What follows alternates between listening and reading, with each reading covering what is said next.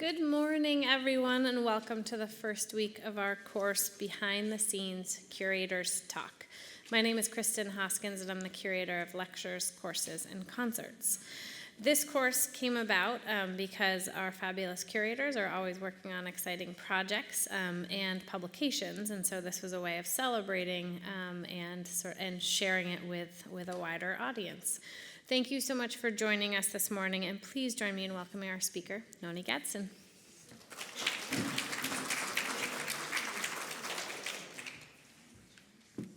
Good afternoon, everybody, and thank you so much for coming. Thank you, Kristen. Good afternoon, good morning. I don't know what time of day it is anymore, but I'm here, and we're all here. So let's get rolling. I'm delighted to share with you some of my research about a masterpiece in the MFA's collection, Louis Comfort Tiffany's Parakeets Window. In MFA terms, this work is a fairly recent addition to the collection. It was given just 10 years ago, in 2008, to be included in the opening of the Art of the Americas wing. It was the first example of Tiffany stained glass to enter the MFA collection, where it joined other remarkable works by American stained glass by John Lafarge and others. And boy, did we ever start at the top. I knew this work was important when it came into the collection, but my research in subsequent years has shown me just how very important it is. And that's the subject of my talk today, the story of the creation and the life of this window. This research resulted in a publication that just came out in September that Kristen mentioned earlier, which is part of a series of books that the MFA publishes called Spotlight Books. These small paperback books offer basically an in-depth exploration of a single work of art and looks at it from all angles. This kind of research and storytelling is right up my alley, so I was delighted when my idea of featuring the Tiffanys Parakeets was accepted. And now I get to share some of that story with you. To start, let's look closely at our subject for today. Measuring approximately 77 inches tall and 39 inches wide, and composed only of colored glass held together with lead strips, Louis C. Tiffany's Parakeets Window depicts a globular glass fishbowl, globular glass fishbowl suspended by chains from the branches of a blossoming pink cherry tree. Inside the fishbowl, colors and reflections swirl, suggesting the forms of orange and red fish swimming in the water.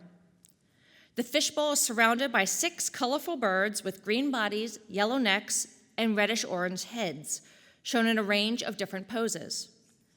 The background is composed of a cloudy blue sky in the upper section, above abstracted greenery dappled with sunlight below. The central pictorial panel is surrounded by a frame of square glass tiles in varying tones of green, and sits above a ventilator panel with the same border design encompassing 2 large panes of glass in abstract swirling colors. At the time of its creation in 1889, nearly 130 years ago, Louis Comfort Tiffany's Parakeets Window was touted as a revolutionary breakthrough in the production of stained glass and a triumph in American art. Today, it is considered a masterpiece in the Museum of Fine Arts, Boston. Yet for several decades, only a few people knew the location of the Parakeets Window, and few people cared. The window sat quietly in a house in Denver, Colorado, where it was largely ignored. The house passed hands from owner to owner, but the window remained.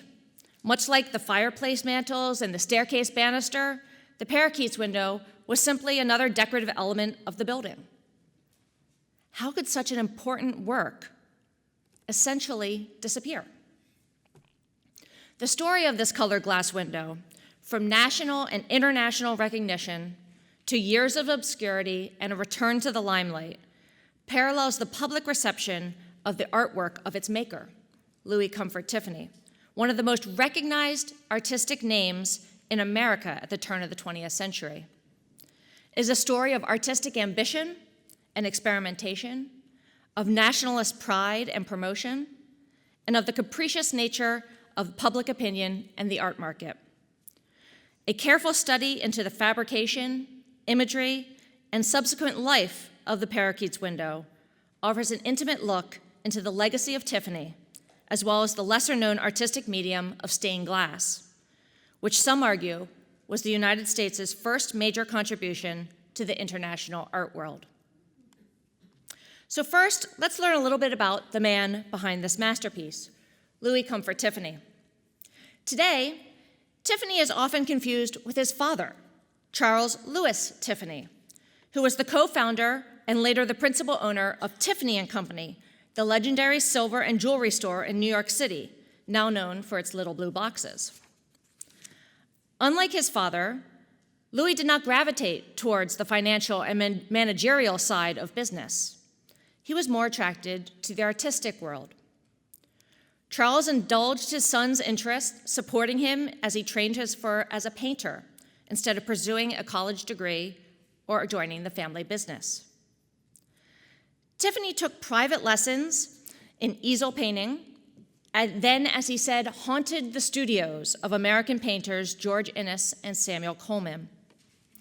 He then studied at the National Academy of Design in New York, and thanks to his father's financial resources, Tiffany traveled extensively in Europe, North America, and North Africa, and in 1868, he studied briefly in Paris with academic realist painter Leon Charles Adrien Bally.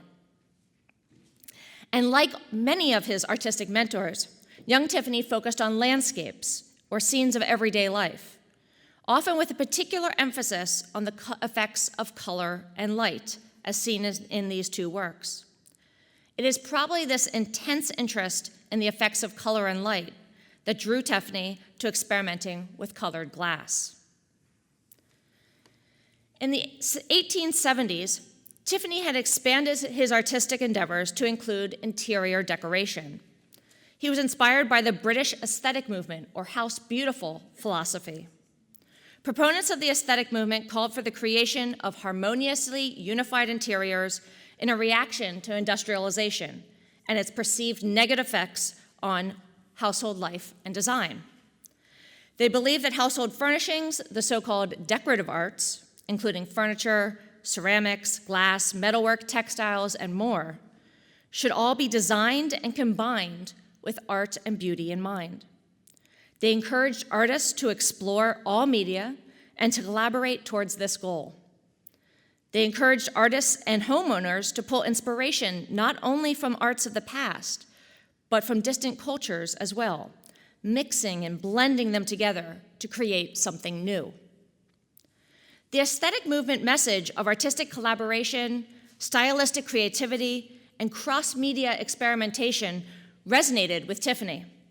As a result, just as the artist was building a reputation as a promising painter, in which he was regularly praised by critics for his sense of color, he simultaneously began to investigate avenues of artistic expression in the decorative arts.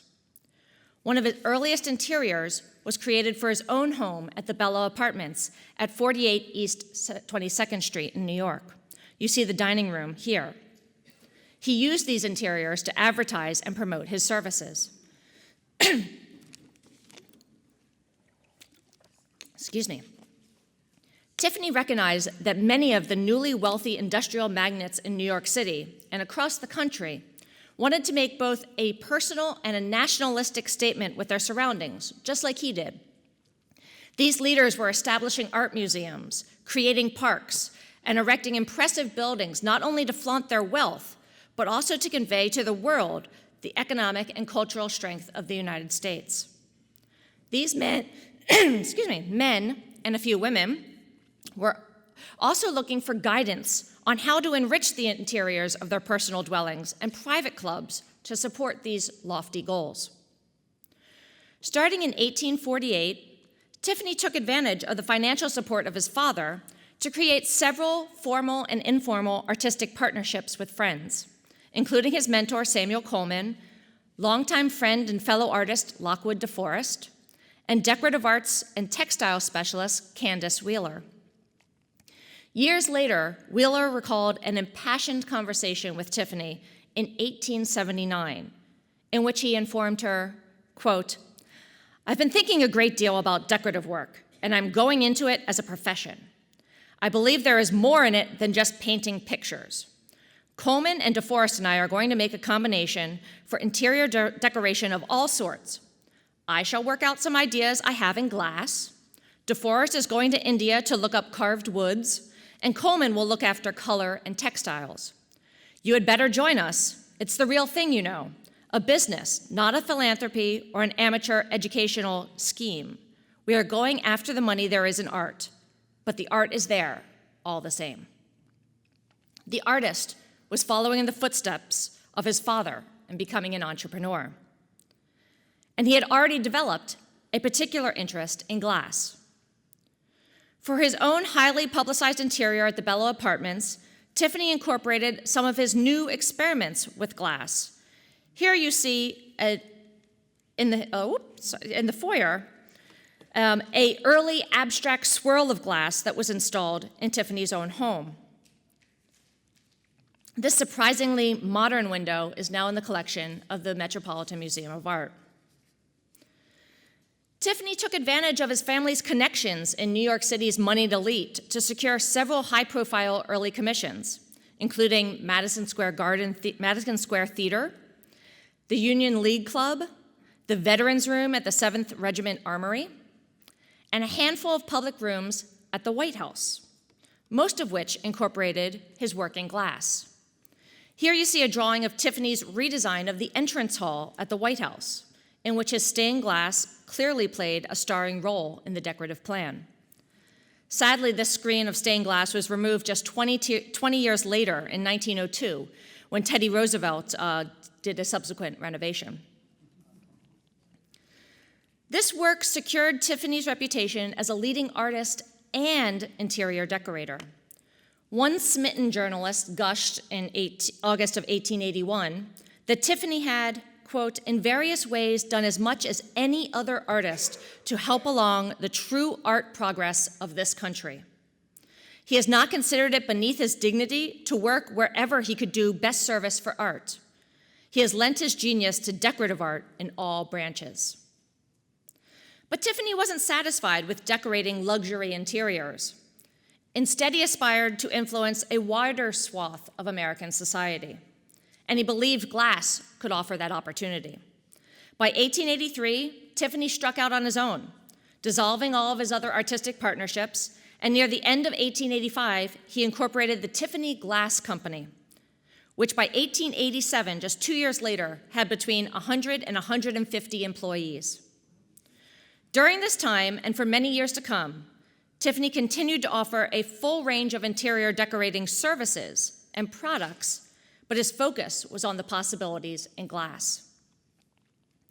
At some point in the 1880s, Tiffany met John Lafarge, a well-respected artist over 10 years his senior, who shared his interest in interior decoration and colored glass in particular. Together, the two men are credited with revitalizing and revolutionizing the centuries-old art of stained glass. But their work was not always collaborative. The once cordial innovators fell into a bitter and often public dispute that lasted for decades. The debate in essence focused on which artist deserved credit for founding the distinctly American style of stained glass manufacture that emerged in the late 19th century. While the arguments are nuanced and the evidence is complicated, the answer is pretty simple. They both do. Stained glass scholar Julie Sloan has convincingly proved that Lafarge was, in fact, the driving force behind the two main characteristics of the American style: the use of opalescent glass in windows and the technique of plating or layering sheets of glass. And I'll explain both of those further soon. It is now understood that Tiffany learned about these innovations from Lafarge. However, Tiffany also contributed many improvements and innovations to the field, and he was far more successful at commercializing, promoting, and disseminating his products. Therefore, despite their disagreements during their lifetimes, and the names of both men will forever be joined in history as the founders of the American School of Stained Glass. It should be noted that Tiffany and Lafarge did not originate the stained glass revival of the late 19th century. Interest in reestablishing the old art grew out of European efforts to restore and preserve medieval churches, as well as the British revival of Gothic architecture. Most of the European and British craftsmen involved, however, did not try to replicate the techniques of the Gothic stained glass makers, but instead employed more modern methods to achieve their goals. The resulting windows were more uniform in thickness and duller in color. Note the extensive use of opaque enamel paint used to create the detail and depth on these windows. So all of those figures in this Munich-style piece, this is all paint. All of these are just plain clear glass in which all of the clouds and so forth are painted on it. Same here, you can see all of the paint added to get the textures of the various body parts as well as the faces and so forth.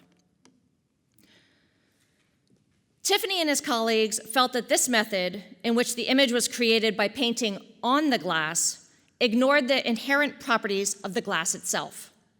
They wanted to paint with glass, allowing the nuances of the glass to create the image. American craftsmen, led by Tiffany and Lafarge, held early Gothic windows of the 12th and 13th centuries to be the pinnacle of the art form, such as the glittering examples of Chartres Cathedral in France, an example of which you see here.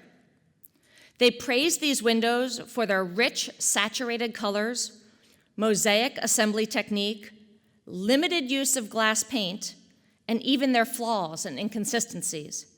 They loved the flatness and seeming naivete of the image. Although Tiffany and his contemporaries admired the materials, techniques, and aesthetic of early Gothic windows, they did not strive to directly imitate their methods or final appearance.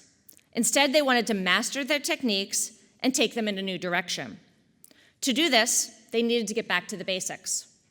Lafarge and Tiffany, soon followed by others, started by making the raw materials themselves and learned the intricacies of creating medieval-style pot metal glass, in which the color in the form of a metallic oxide is added to the molten glass so it permeates the entire body of the glass and is not just a layer on top of a sheet of glass on top of the clear glass or a layer of paint on top.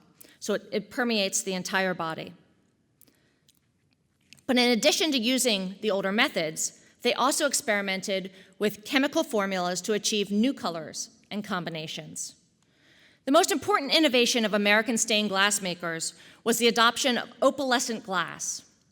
Opalescent glass includes heat-sensitive elements like bone ash in its formula, so when reheated, the glass, like an opal stone, has a white, milky opacity created by the suspension of particles that reflect and scatter light. It gives it this internal glow that takes on many different colors depending on the light.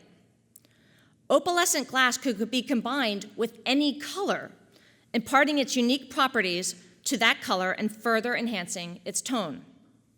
The medium of opalescent glass itself was not new. It had been used to create tableware, such as drinking vessels that you see here, and vases and so forth for many years. Its applications to windows was the new idea. The use of opalescent glass in leaded windows was first tried by John Lafarge in the late 1870s. For example, the fish window seen here, he used opalescent glass to give sparkle to the water and an iridescent shimmer to the scales of the fish. And if you have a chance to go up and see this in the galleries, I highly recommend it. It's really hard to get the concept of opalescence in a photograph. You have to see it in person. And even though Lafarge patented his innovative idea in 1879, that didn't stop Tiffany and others from producing their own versions of opalescent glass in blatant violation of that patent. The use of opalescent glass was just one of the many ways Tiffany, Lafarge, and their contemporaries experimented with physically and chemically manipulating glass to achieve the effects of shadow, detail, and movement through variations in the texture, thickness, and color saturation of the glass itself, without any need for the enamel paints on top. At the height of this experimentation is when Tiffany created Parakeets. Parakeets features many of the experiments in the physical and chemical manipulation of glass that Tiffany and his contemporaries developed. Parakeets is Tiffany's first attempt at creating an image with absolutely no enamel painting. So just to describe some of these various techniques, streaky glass referred to glass composed of one or more colors that were not completely melted together, but streaked in there. And you can see that here in the wings of the parakeet to give the image of feathers. Mottled or spotted glass is the result of localized heat treatment and crystal growth dynamics causing areas of denser color, often in irregular patterns. You can see this in the background that makes the foliage look like dappled sunlight. Ripple glass, often used to imitate water or the effects of wind, was made when a moving table had a roller that was geared to move at a slightly different speed. So the difference in speed causes wrinkles in the glass and ripples as it hardened. This may be the hardest one to see here, but you get a good idea of what this ripple glass is. I think he put it here to suggest some movement of the wings of the bird. Drapery glass is made by manipulating molten glass with paddles to create ridges and creases that imitate the folds of fabric. One of the most magnificent pieces of drapery glass is the fabulous thick piece on the Goldfish bowl that imitates water. All of these various pieces of glass were assembled using the traditional medieval mosaic technique, in which multiple pieces of glass were combined side by side like pieces of a jigsaw puzzle to form an image. So each of these pieces is separate, and they're put together and then held together with lead cames, which are H-shaped. So one side would hold one piece of glass, and the other side would hold the other piece of glass, and they'd be soldered together. And that's what holds a stained glass window together. In plating, I mentioned this was another aspect of the revolutionary aspect of American glassmakers. Multiple pieces of glass are stacked back to back in order to attain tones or effects not possible with a single piece of glass. Some of Lafarge or Tiffany windows can have sections 5 to 6 pieces thick, such as the fishbowl in the Parakeets window. And I did this side shot so you can see that this is proud of the rest. And there's actually another plate on the other side as well. So this is at least 3 plates of glass thick. The top plate is the drapery glass that makes it look like water. Behind it, the colors that make you look like there's fish in it. And behind that even is some of the dappled foliage to give you a sense of the depth of the piece. In a playful twist that is unique to the Parakeets window, Tiffany uses a real chain to suspend the goldfish bowl from the cherry branches, instead of depicting it in lead lines as he did with other windows. This added element helps to heighten the optical confusion between reality and illusion, much like the layers of plated glass composing the fishbowl itself. Now that I've explained how this window was made, or some of the innovations that characterize the renowned American School of Stained Glass, I want to focus on the design of this particular window and explore its compositional techniques, as well as the motifs chosen. In Parakeets, the cropped, flattened composition and intense color harmonies are reminiscent of the popular Japanese woodblock prints, or ukiyo, collected and imitated by Tiffany and many of his peers in the late 19th century. Here's an example by the Japanese master, Hokusai. These bold, colorful, and often witty woodblock prints were prized by Western collectors, as they offered many their first glimpse into Japanese life and culture. And of course, you know that we have phenomenal collections of these prints here at the MFA. The ukiyo style included a flattened composition, which meant lacking depth or perspective, and heavily outlined forms filled with saturated colors, as you can see in this example. Tiffany evokes the Japanese style in parakeets with the asymmetrical arrangement of birds, the fishbowl, the tree branches, and the fishbowl and the tree branches, they're all at the forefront. They're all on the flat front plane with only an abstracted suggestion of a background. It also has the heavy lead lines, which are like the dark, thick outlines of a Japanese print. Many Western artists adopted this compositional style to impart a worldliness or an exoticism to their works. This Western interpretation of Japanese aesthetics is called Japanisme. Tiffany also encouraged the connections between Japan and Japanese art through several of the motifs that he used in parakeets, including the blossoming cherry tree branches and the goldfish. As these motifs were regularly incorporated in ukiyo prints and other Japanese art, Western audiences most likely would have easily recognized their associations at the period with Japan, even if they did not understand the meaning they carried in Japanese culture. Cherry blossoms had long been prized in Japan for their extraordinary but short-lived beauty, reminding the viewers of the ephemeral nature of life. Cherry tree branches can be found in all forms of Japanese art for centuries, including the work of Hokusai, as you see here. Hokusai's bullfinch and weeping cherry illustrates a poem that roughly translates to, "A single bird emerges damp from morning cherry blossoms." The precious intimacy of this fleeting moment was underscored for Japanese audiences by the presence of cherry blossoms and their ephemeral nature. In Parakeets, which also captures birds in mid-action amidst cherry blossoms, Tiffany likely chose cherry tree branches to emphasize the Japanese associations of his compositional technique, and perhaps for the more sophisticated viewer, the blossom's reflective and wistful connotations as well. Similarly, the goldfish bowl is another motif drawn from Japanese art and culture. Breeding ornamental varieties of goldfish became a passion in Japan after the introduction of the species from China in the 16th century. Goldfish ponds were common elements of Japanese homes and gardens, enjoyed by young and old, rich and poor.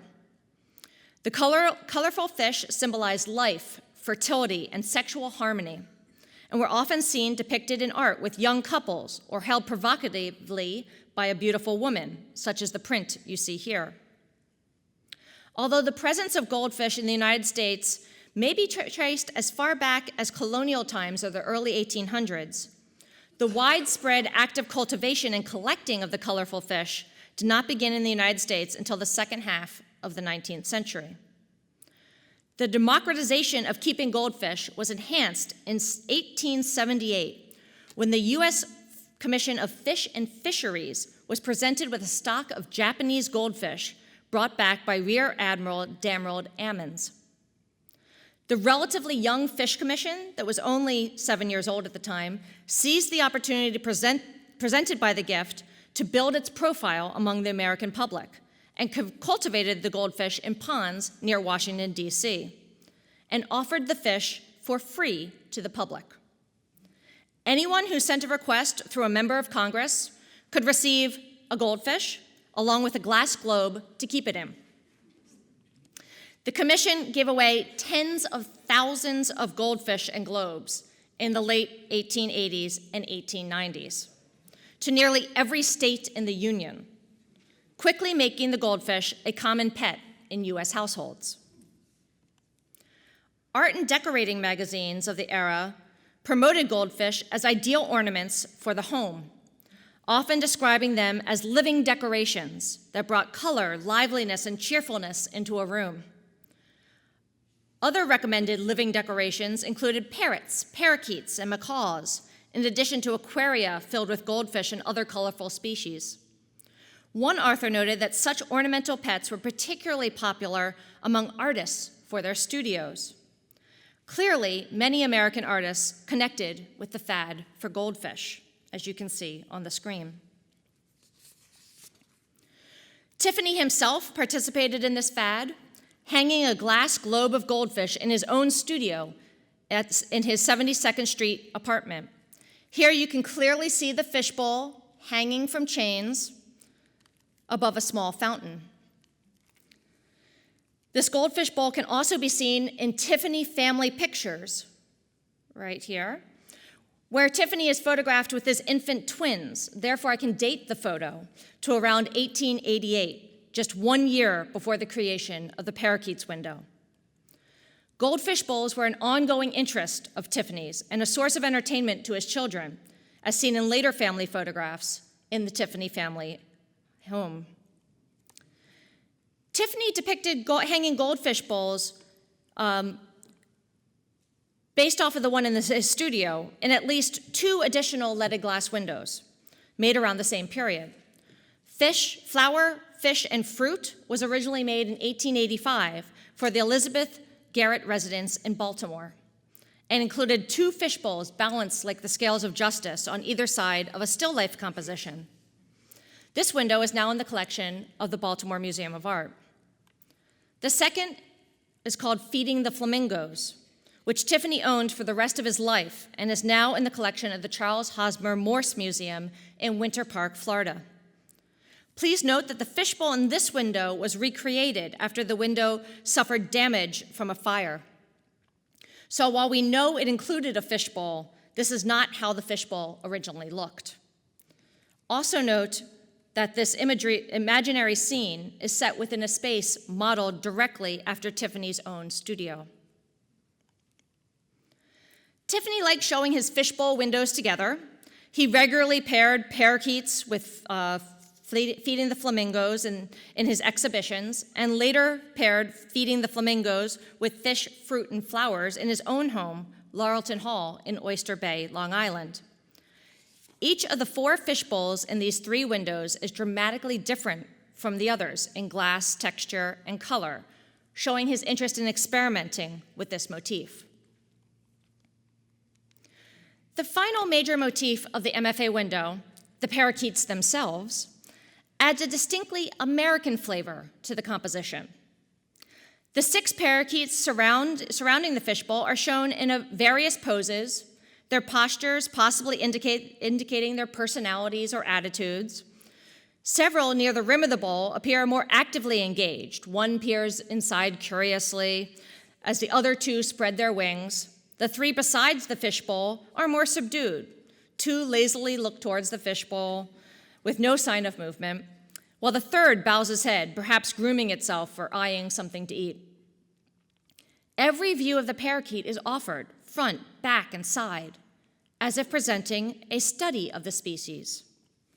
In fact, Tiffany borrowed the colorful birds from an actual study of the species by John James Audubon, the great American naturalist, ornithologist, and painter of the early 19th century.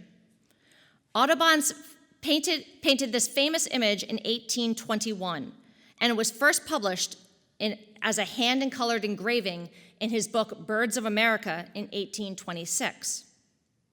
At the time of his death, Tiffany owned a later edition of Birds of America with chromolithograph prints of these same images. It is insightful to note the difference between the 2 works. The swarm of parakeets in Audubon's image is highly energetic and somewhat aggressive as they confront the viewer head-on. One almost hears the bird's cacophonous shrill, as Audubon described it. Tiffany directly imitates or slightly adapts the postures of Audubon's birds, but his parakeets appear more passive, with heads turned away from the viewer, most likely to avoid concerns about small facial details, although the glass used in the profile of this one bird to the left of the fishbowl deftly suggests the distinctive rings of bald skin around each of the Carolina parakeet's eyes. As a result, Tiffany's version evokes a calmer and quieter tone, as if one were an observer at a distance, looking out a window to a domesticated scene of living decorations, which of course you always have your goldfish bowl hanging from your cherry blossom tree. Tiffany's choice of this particular species out of the many birds painted by Audubon is particularly notable. Not only was the Carolina parakeet colorful and lively, but it was also the only parrot indigenous to the United States. In his quest to create a distinctive American art, Tiffany chose a distinctive American subject. Yet by the time Tiffany created this window, Carolina parakeets were perilously endangered, a fact that was regularly reported in period newspapers and magazines. Once seen in large flocks throughout the eastern, southern, and plain states, the Carolina parakeet had severely dwindled in population in the late 19th century, a victim of human settlement, deforestation, and modern industrialization. Tiffany could have been making a social or political statement by portraying a native North American species that was being eliminated by modern life. The precarious status of the Carolina parakeets would have been subtly emphasized by depicting them on a blossoming cherry tree branch, a symbol of ephemeral nature of life. It is likely that Tiffany was aware of all of these associations. Designed by Tiffany himself, Parakeets belongs to a small group of special windows that Tiffany created to show off his skills and techniques. These windows were not commissioned by a client or made for a specific site, but made by Tiffany to represent his works in exhibitions and competitions. Tiffany retained ownership of many of this small group of windows for the rest of his life, such as the Feeding the Flamingos window, and others he parted with only rarely. Because of his close ties to these works, it can be argued that this select group of windows, including parakeets, better represents Tiffany's personal aesthetic and artistic skill than any of the other tens of thousands that were produced under the Tiffany name. So how did Tiffany use this special window, and when did it leave his possession? The public debut of Parakeets was in mid-February 1890 at a two-day exhibition of new work at the Tiffany Glass Company, held at its New York studios on 4th Avenue, which is now Park Avenue South. The exhibition celebrated the completion of 35 stained glass windows and drew attention not just locally, but nationally as well. The Indianapolis News ran an article on the exhibition written by the paper's New York correspondent, Susan M. Ketchum. Ketchum carefully described the experience for her remote readers, giving them the chance to feel as if they had attended the spectacle themselves, along with the 800 visitors who poured through the show in just 6 hours. Quote, "The entrance is anomalous and almost startling, with its massive iron doors adorned with ponderous knockers and heavily grated windows. The building is 50 feet front by 100 feet deep, 5 stories and a basement.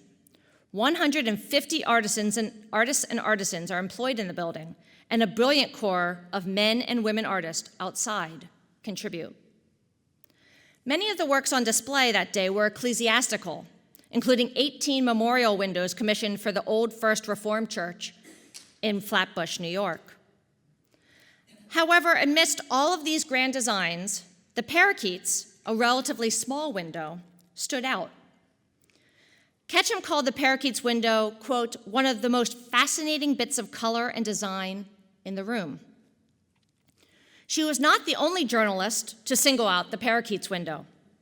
A reviewer for The Epic, an arts and literary periodical with a national audience, lavished extensive praise on it. Quote, "In design, in color arrangement, it is highly artistic. An exquisite feeling for color is evinced in the selection of the glass. The treatment of the water with the goldfish and the globe is simply superb, stunning. In work like this, in which a healthy realism is combined with a highly developed feeling for decorative effect, in which artist and art workmen go hand in hand, in which all of the resources of the art, all of the finesses of technique are called into requisition, in such work does the superiority of American stained glass become most apparent." In just 6 sentences, albeit very dense sentences, We learn so much about the distinctive qualities of this window, its composition, its color harmony, and its artistic collaboration, as well as how it quickly assumes status as a representative for the growing field of American stained glass as a whole. Later that year, in December of 1890, Parakeets traveled over 1,200 miles to Duluth, Minnesota, to be displayed with 3 other Tiffany windows, as well as many watercolors and cartoons being the plans, the life-size plans for the windows, in an exhibition organized by former Tiffany Glass Company employee Mrs. Anne Vanderlip Weston. Weston was a trained artist who had worked in Tiffany's New York studios starting around 1884. She worked her way up in the firm, eventually becoming a designer of stained glass windows. But in 1888, she married Dr. John Weston, and, as was the norm during the time, she left the New York studio. Tiffany did not employ married women. But unlike most women who worked for Tiffany, Weston maintained ties with the firm even after her move to Duluth, and she continued to design for the firm as well. Under her married name, she was credited with the design for the Minnehaha Window seen here, created by Tiffany Glass Company and shown in the Minnesota Pavilion at the Columbian Exhibition in Chicago in 1893. No doubt thanks to Weston, Tiffany's company received the commission for 3 windows for the new First Presbyterian Church in Duluth. The cartoons for these church windows, designed by Weston, served as the impetus behind the January 1891 display. The finished windows, still installed in the church and seen here, show not only how Weston combined a conventional cross motif with a wild array of blooming flowers and plant life, but also how she took advantage of the dynamic and expressive glass available in Tiffanys Studio to bring vitality to her composition. The blue streaky glass in the background, you can best probably see it here. It's blue streaked with white, used to depict the sky, is similar to that used in the Parakeets window. Also note the gold, yellow-green in the border here. That is also very similar to the background foliage in the Parakeets window. The next known public display of the Parakeets window was back in New York in January 1893 at the 8th annual exhibition of the New York Architectural League in the new American Fine Arts Society building on 57th Street. A special light box display with electric lights was erected in the middle of the gallery to properly show off the stained glass on display, including parakeets. But only one reviewer noted the Parakeets window, and not in the most complimentary of terms. She wrote despairingly, calling it rich in color but confused in design. Her criticism, however, did not deter Tiffany. He knew it was a masterpiece. In some ways, the World's Columbian Exposition in Chicago in 1893 was Tiffany's coming out party. Even though at the age of 45, he was already well known in US artistic circles as a painter, interior decorator, and colored glass maker, he had not yet shown the range of his skills on a grand international stage. The Chicago Fair offered the perfect opportunity to make a splash. The extensive fairgrounds were being designed by the nation's leading architects and landscape designers, and over 40 countries were expected to participate. Fair organizers anticipated millions of visitors from across the United States and abroad. It would be the perfect setting for Tiffany and his contemporaries to show the world their artistic achievements in glass. But in a surprise decision, the organizers decided not to mount a display dedicated to American stained glass. Artists and critics were dismayed, as many of them saw American advances in stained glass as one of the key American contributions to the international art world. Tiffany himself wrote critically of the exclusion in an article he published in July 1893, stating, quote, "This country unquestionably leads the world in the production of color glass windows of artistic value and decorative importance. Yet you will look in vain in the great White City, the exhibition, on the shores of Lake Michigan, for a department in the exposition devoted exclusively to exhibiting the results of the development in this particular field. Despite his published protests, the decision not to mount a national display of stained glass actually worked to Tiffany's benefit. He had other options. He persuaded his father to give him some of the prime booth space allotted to Tiffany Company in the fair's largest building, the Hall of Manufacturers and Liberal Arts. Tiffany's firm, now renamed the Tiffany Glass and Decorating Company, was the only concentrated display of American stained glass at the fair. And this helped to ensure that the Tiffany name became synonymous with colored glass in the minds of the general public. The Hall of Manufacturers and Liberal Arts, also called the Main Building, was touted at the time of its construction as the largest building in the world. The central room was divided into 4 equal quadrants by broad main aisles. Over the central intersection stood a 125-foot tall clock tower and housed the art and manufacture of 4 nations: the United States, Germany, Great Britain, and France. With a premier location just off the central intersection, Tiffany did not spare any expense in creating his displays. To differentiate his section from his father's display for Tiffany Company, he added a pedimented roof, installed over 20 life-size gilded angels on the roof balustrade, as you can see here. Sorry, I get so excited about the angels. And prominently emblazoned the company's name in the frieze below. The interior space was divided into 4 sections, 2 dedicated to the firm's ecclesiastical work, and 2 to domestic decorations and furniture. The company's self-published guide to the display explains its goals. Quote, "We have endeavored in our exhibit to bring before the eyes of the visitors to the World's Fair various objects from different departments in order to illustrate the scope of our business, which embraces all forms of ecclesiastical and domestic embellishment. It will be seen from our exhibit that there is hardly a material known to the decorator but what we employ in our work, and that, in fact, we cover the whole field of decoration: frescoes and mural paintings, colored glass windows, marble and glass mosaics, wood carving and inlay, metalwork, embroideries, upholsteries, and hangings." In a brilliant publicity and marketing move guaranteed to capture the attention of those involved with the extensive church building phenomenon concurrently happening in the United States, Tiffany erected a highly ornate Romanesque chapel interior.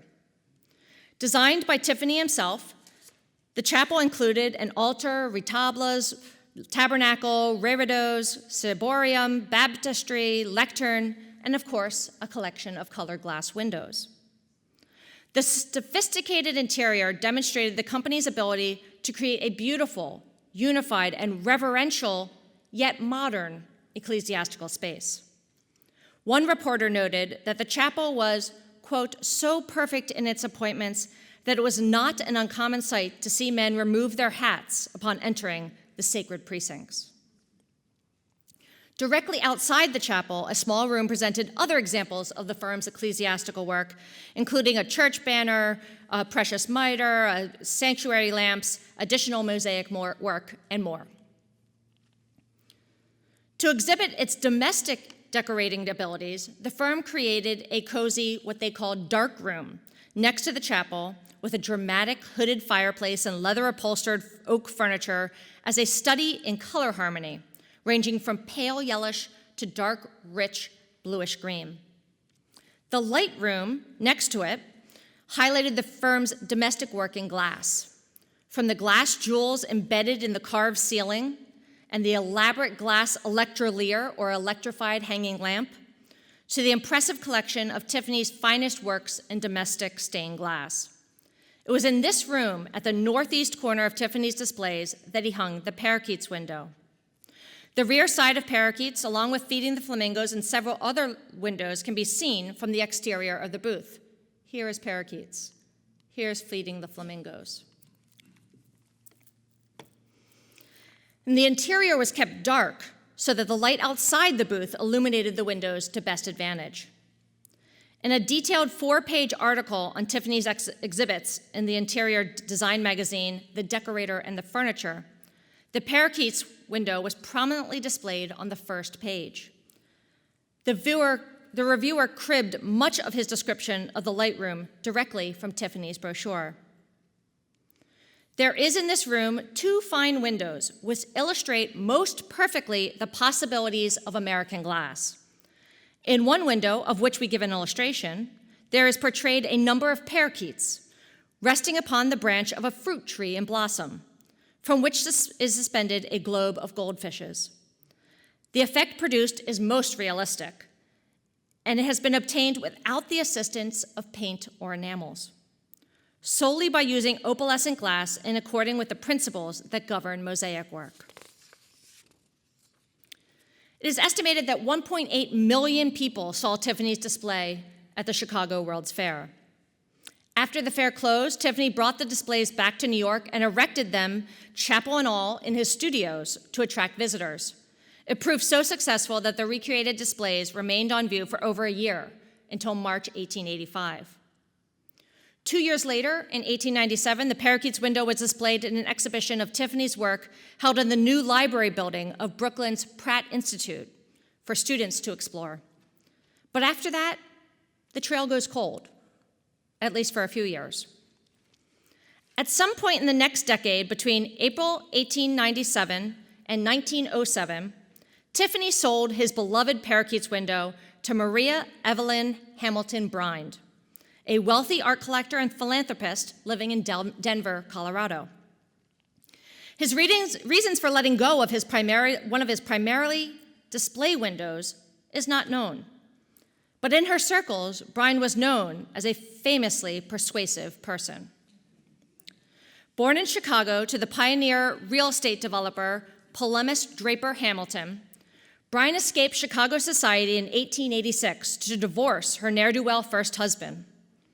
From 1887, Bryan is listed alone in Denver city directories, and in 1891, she remarried, this time to Welsh immigrant Joseph Fitzowen Bryan, a mining executive who shared her interest in the arts.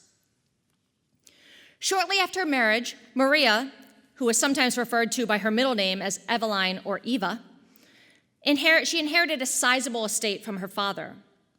And from social, business, and real estate records of the period, it is clear that she maintained control of her money this time around. Described in 1911 as, quote, one of the best-known philanthropists in Denver and recognized for her artistic temperament and business ability, Bryan regularly appeared in the social pages of the Denver Post in the 1890s and 1900s for her charitable activities, lavish parties, and occasionally for her political and economic opinion. She followed in her father's footsteps, investing in real estate throughout Denver, owning approximately $40,000 worth of real estate ventures by the time of her untimely death in 1914. By all accounts, Maria Bryan was a force to be reckoned with, which may explain how she ended up with the Parakeets window. In 1892, Bryan had purchased a plot of land at 825 Logan Street in Emory's Capitol Hill district of Denver and engaged local Denver architects to design and build a house. The resulting 2.5-story building was finally completed in 1895. The Rocky Mountain News described the structure. Quote, the first floor is finished in rich oak. A feature of the house is the dining room, which extends the entire length of the structure. A lattice screen separates the hall from the library and adds to the cheerfulness of both apartments. Varian and Sterner designed the house, which cost $14,000. Every modern convenience has been supplied, and Mrs. Bryan has one of the most comfortable homes to be found east or west. The house at 825 Logan, which you can see, I found this image on a realtor's website, which is now for sale if you would like to buy it. The house at 825 Logan is most likely where Bryan first brought the Parakeets window when she acquired it. Because the window is still in Tiffany's possession at the time the house was built in 1895, it is not believed that the architects planned for it in their original designs. In the still extant building, the interior of which you see here, the only window opening that could accommodate parakeets in its current form is located in the main stairwell between the first and second floors. Stairwells were common locations for stained glass windows, as they allowed for greater height and for the window to be seen from below and above. Additionally, the location often faced the back of the house or an unsightly view. So why not mask it with a beautiful window? It is likely that the green glass tile frame and lower ventilator panel were added to the Parakeets window at this time. This work was probably completed by Tiffanys Studios in order to make it fit into the existing opening in the Brien residence. The border is composed of cast tiles of molten green glass, and the ventilator window has these two large panes that I showed you earlier. At least one of those large panes was replaced over the years. In 1907, Brien sold the house at 825 Logan Street and purchased land just down the street at 1000 Logan Street. The Denver Post reported, Mrs. Fitz Brien sold a residence she owns in Denver, but removed and stored some expensive stained glass windows and other valuable fixtures, which she will place in her new home. This surely refers to the Parakeets window. Brien hosted a housewarming party in her new home on May 1st, 1909. The Tiffanys Parakeets window held pride of place in the front hall, visible to arriving guests from the outside at the top of the Italian marble porch stairs, just to the left of the heavily timbered front entry.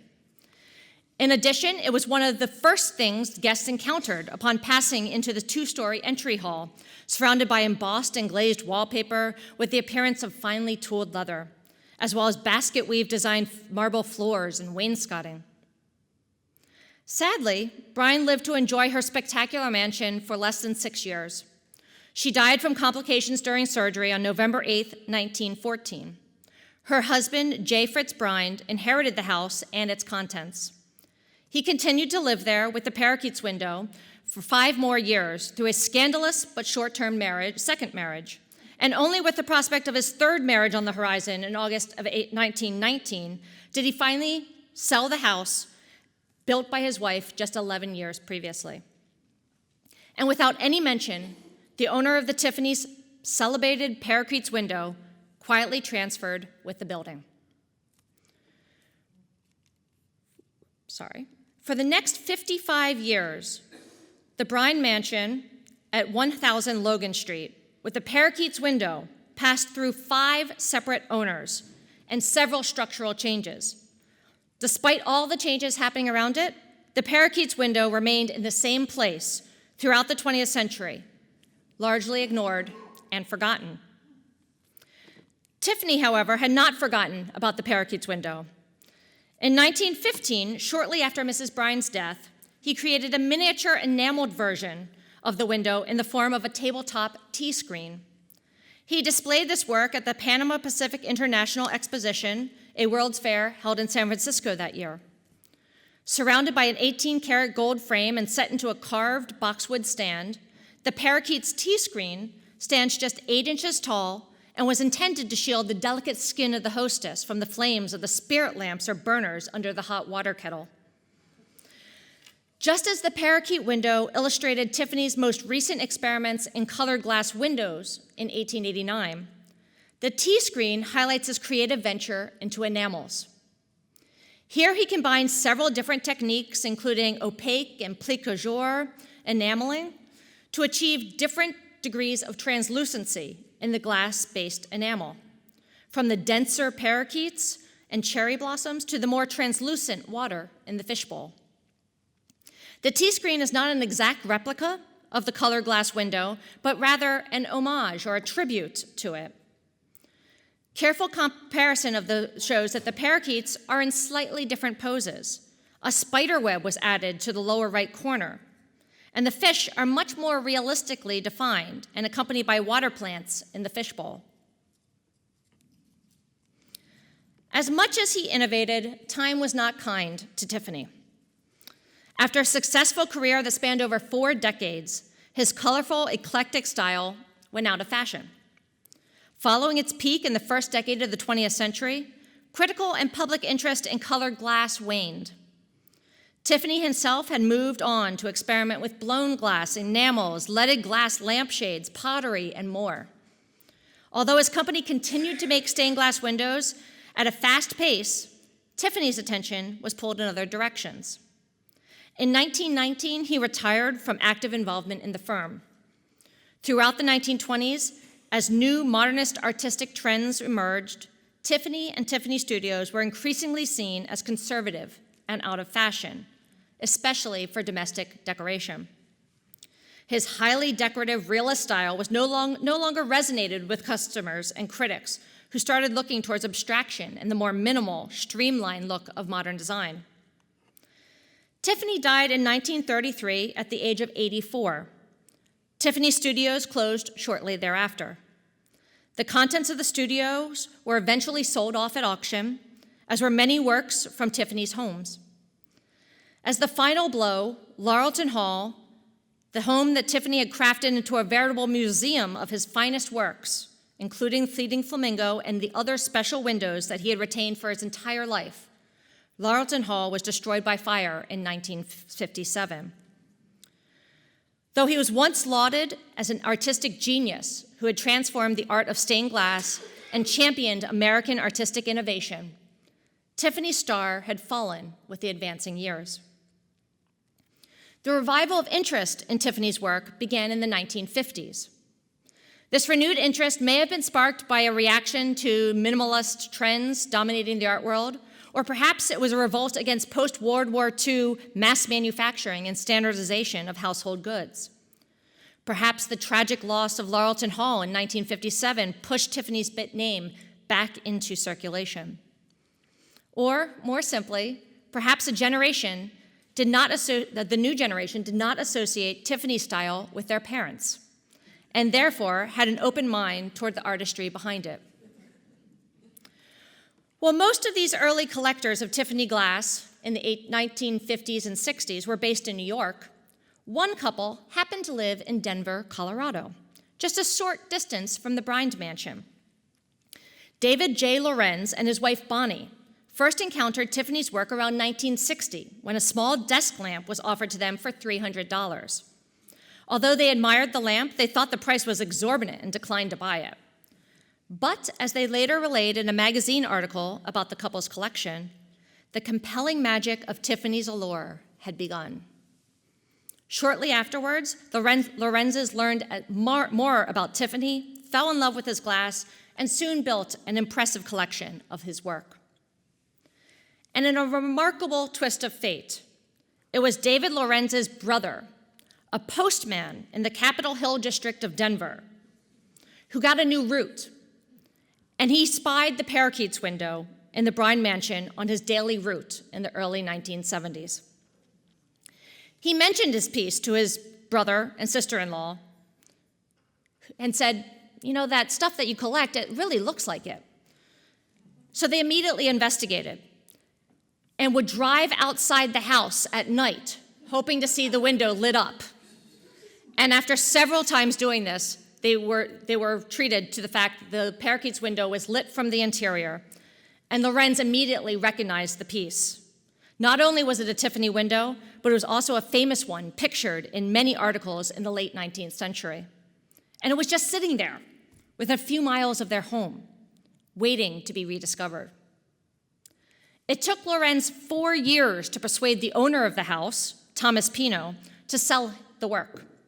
Pino was reluctant to sell as he was actively restoring the house and loved the window himself. Eventually, however, as a young father with children to raise and an old house to restore, he agreed to let the window go. Lorenz acquired the Parakeets in January of 1975 in exchange for $10,000 and 3 years of discounts at Lorenz's building supply and decorating business. Lorenz installed the Parakeets window in the living room of his home on Utica Street in Denver, surrounded by other examples of Tiffany's work, including leaded glass lamps, blown glass, and enamels. During the next 2 decades, the popularity of Tiffany glass in art museums and on the art market soared. The reputation of Parakeets window was restored as well. Parakeets was illustrated in important books and featured in an exhibition, Masterworks of Louis Comfort Tiffany, shown at the Renwick Gallery of the Smithsonian in DC, followed by the Metropolitan Museum of Art in New York.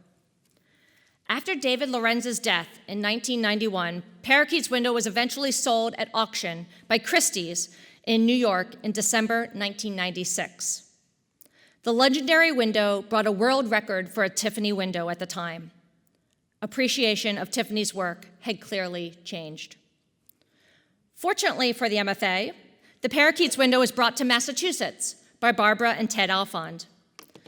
The Alfonds, who lived in this home, this is an old picture of the home, they don't live in, it looks a little different now, but in Weston, Massachusetts, had actively collected colonial American decorative arts and late 19th century American paintings for many years. And the acquisition of a Tiffany window would normally have been thought of a historical incongruity. But the couple had met and married at Rollins College in Winter Park, Florida, just blocks away from the Charles Hosmer Morse Museum of American Art, now known as the home of the world's most comprehensive collection of the work of Louis Comfort Tiffany.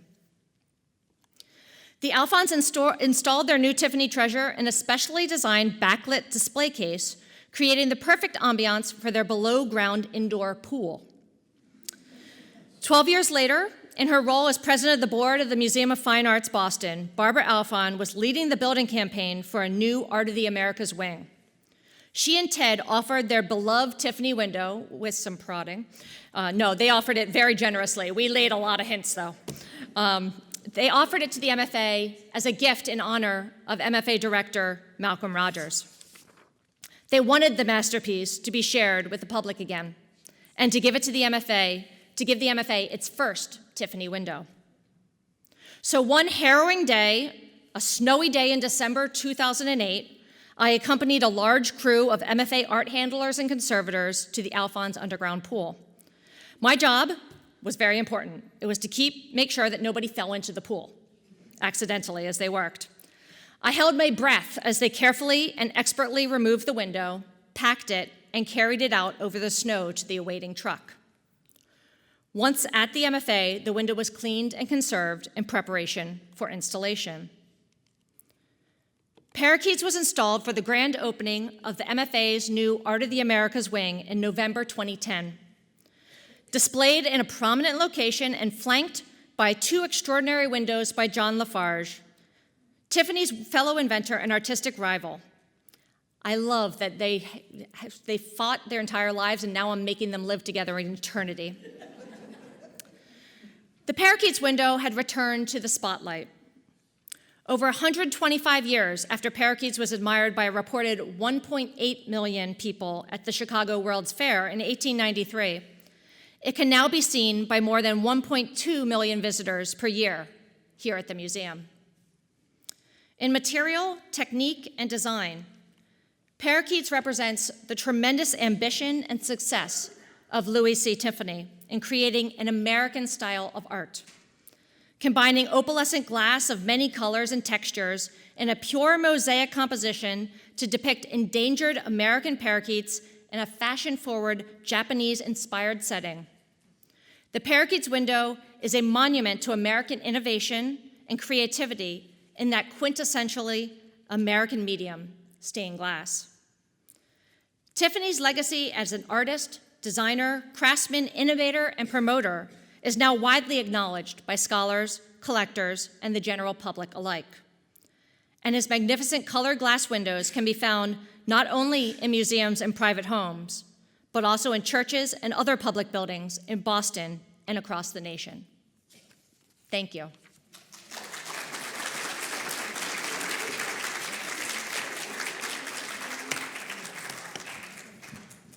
And I would be happy to take any questions. I believe Kristen has a microphone. If you would raise your hand, she'll bring the microphone over to you. Yes, we have a microphone on either side of the room. No question? Yes. Hold on one sec. What happened to the stained glass that was in the White House that Teddy Roosevelt removed? Unfortunately, it was destroyed. Yeah, none of that survives. I mean, I like Teddy Roosevelt, but that, I guess he couldn't bring his horses and his menagerie in with that. Hi, you said, am I supposed to? Oh, okay. How much did the Yeah, it's a public record. It's easy to find out. It was just under $1 million. It is now worth a lot more. Yes. Oh, okay. Why did it take the museum so long to acquire a Tiffany window? Obviously, they cost a lot of money, but given his reputation and the stature of this museum, it seems like they should have had one before then. It's a really good question, and I don't know, there's no actual answer to that question, but I have a lot of guesses.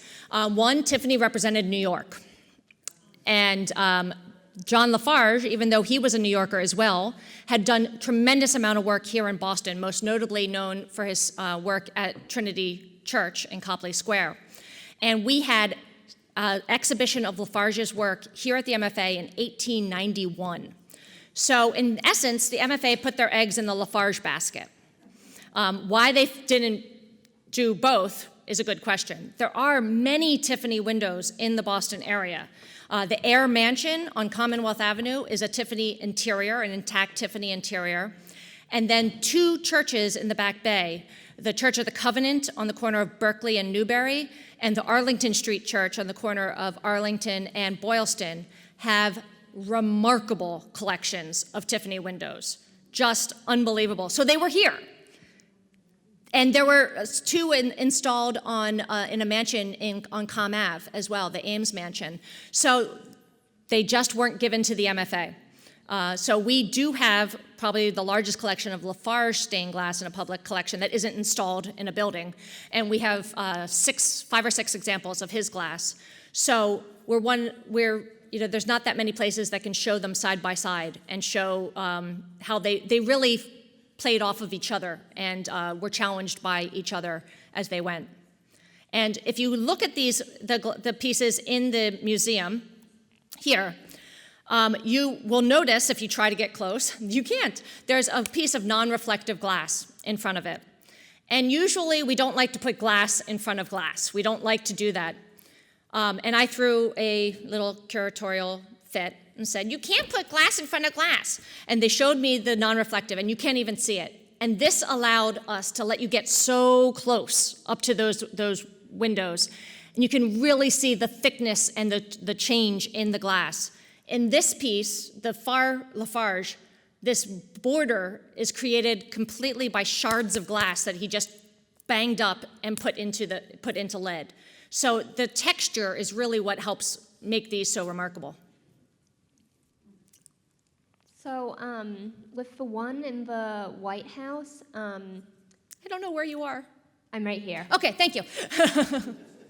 With the one in the White House that burned down, how were you able to get a color photograph of it when it burned down a while ago? The one in the White House didn't burn down, it was taken down, and that was a drawing. It was just a really good drawing. There are photographs of it as well, but I wanted to show the color. That was a drawing that was done in the period. It looks real, doesn't it? I know. Great. Thank you so much, Thanks Nonie, so much for and coming. Thanks so much for coming today.